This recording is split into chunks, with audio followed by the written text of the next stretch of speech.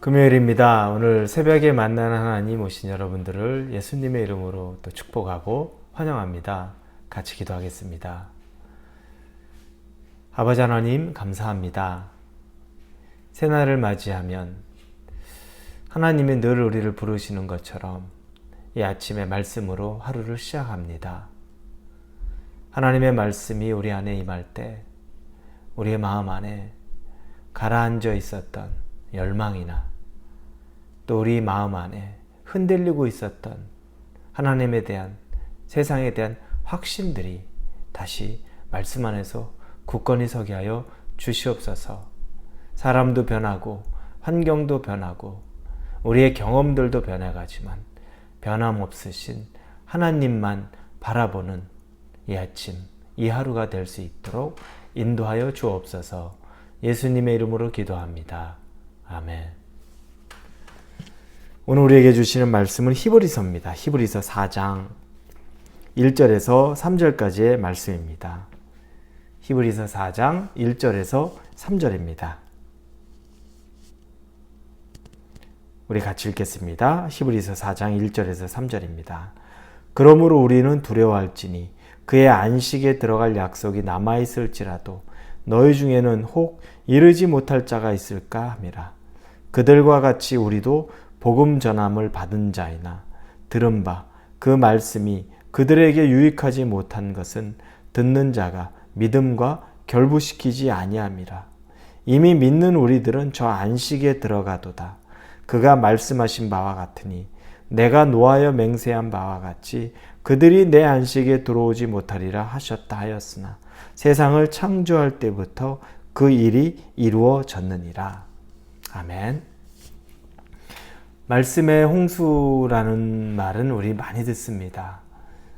정말 말씀이 많고 또 요즘에 미디어 매체가 많기 때문에 예전에는 우리가 말씀을 접할 때 벌써 한 20여 년 전만 해도 CD나 테이프를 통해서 말씀을 전해 들었습니다. 그것들도 이제 나름대로 최신의 방법이었죠.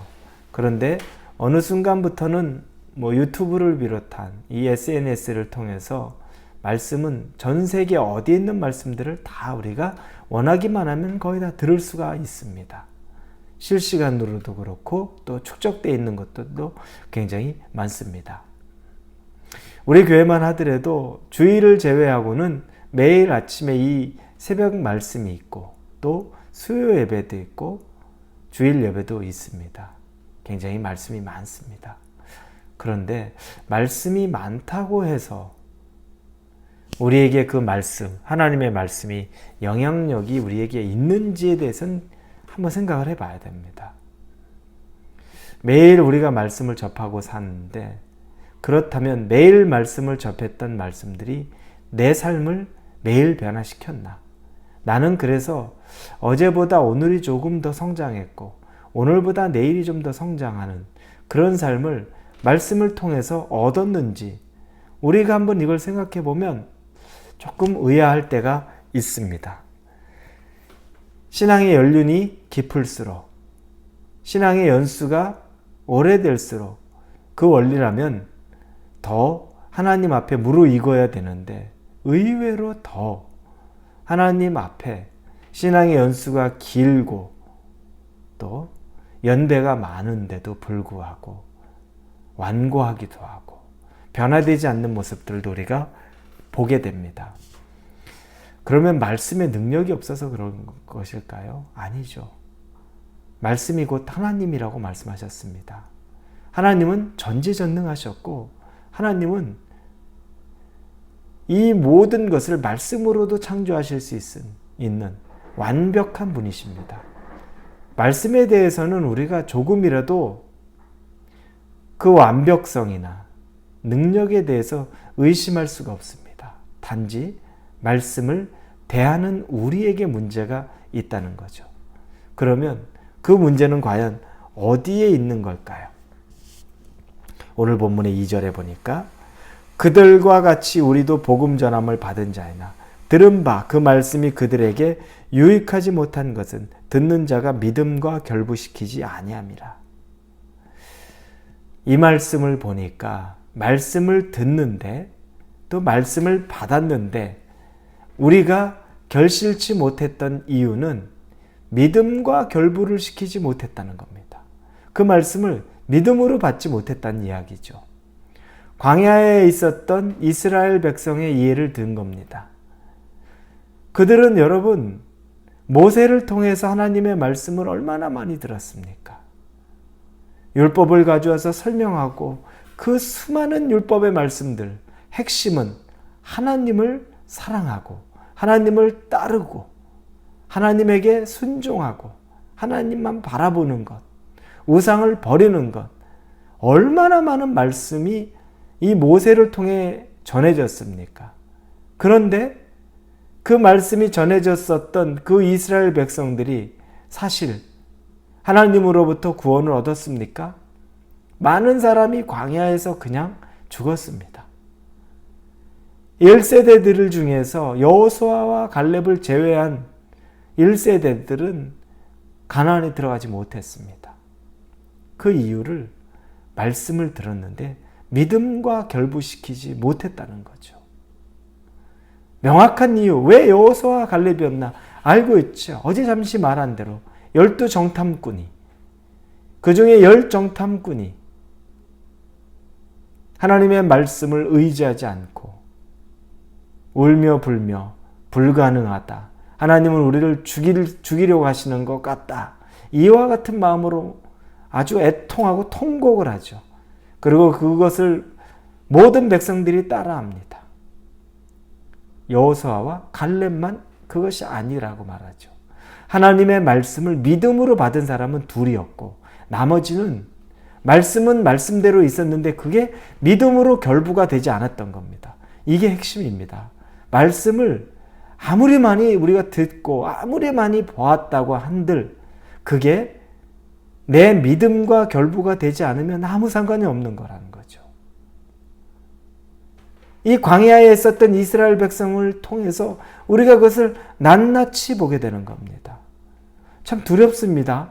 그래서 말씀을 전하는 저도 너무너무 두렵고 말씀을 제가 그렇게 매일 전하는데도 말씀 그대로 살지 못하는 것 정말 두려운 것이고 또 말씀을 받는 여러분들도 말씀 그대로 살지 못하는 것 정말 두려운 것이라는 겁니다. 믿음으로 말씀 받습니까? 하나님이 여러분 성경 읽을 때 여러분의 마음에 도전하는 것들 믿음으로 받고 있습니까? 우리 이걸 점검해야 됩니다. 말씀은 믿음으로 받는 겁니다. 당장 이루어지지 않는다 할지라도 당장 내가 확신이 없었다 할지라도 믿음으로 아멘으로 말씀을 받았으면 우리가 고백할 수 있어야 된다는 겁니다. 우리 오늘 본문의 1절에 보니까 그러므로 우리는 두려워할지니 그의 안식에 들어갈 약속이 남아있을지라도 너희 중에 혹 이르지 못할 자가 있을까 함이라. 시편 기자는 안식에 이르지 못하는 자가 있는 것을 두려워하는 거죠. 광야의 예를 계속 드는 겁니다. 무슨 안식일까요? 첫째 안식은 구원의 안식입니다. 우리 영혼의 안식이죠. 말씀을 여러분 믿음으로 못 받으면 구원 못 받죠. 우리가 믿음으로 구원을 얻는 것이기 때문에 말씀을 아멘으로 받고 그렇게 된 줄로 믿습니다 라고 고백하는 순간에 우리는 구원의 역사가 믿음을 통하여서 우리를 영혼의 안식에 들어가게 하는 겁니다. 이것이 첫 번째 구원의 안식을 우리가 누리게 되는 겁니다. 두 번째 안식은 무엇일까요? 삶의 안식입니다. 구원받았는데 말씀이 우리에게 계속 올 때 구원의 확신으로 왔다 갔다 하는 것이 아니라 이제 삶의 안식이라는 겁니다. 말씀이 나한테 믿어져서 이게 내 삶 속에서 마귀가 나를 농락하지 않고 하나님을 붙잡고 흔들림 없는 하나님 바라보는 믿음으로 사는 여러분, 이렇게 살면 요동치지 않죠. 풍랑이 와도 요동치지 않고 업앤다운이 있을지라도 요동치지 않습니다. 그러나 말씀을 믿음으로 받지 못하면 삶에 안식이 없습니다. 늘 불안하고 늘 염려가 있고 늘 뭔가 쫓기고 아무리 많은 것을 쌓아두고 준비했다고 해도 여전히 만족스럽지 않은 거죠. 삶의 안식, 여러분, 믿음으로 받는 겁니다. 사랑하는 우리 홀리웨이브 성도 여러분, 오늘 하루를 사시면서 하나님의 말씀을 여러분이 믿음으로 받으십시오. 그리고 믿음으로 받은 말씀 안에서 여러분이 삶의 안식을 얻기를 예수님 이름으로 축원합니다. 기도합니다. 하나님, 말씀이 삶의 안식이 되기를 원합니다. 그러기 위해선 믿음으로 우리가 결부시켜야 합니다. 말씀을 믿음으로 받게 하여 주옵소서. 예수님의 이름으로 기도합니다. 아멘.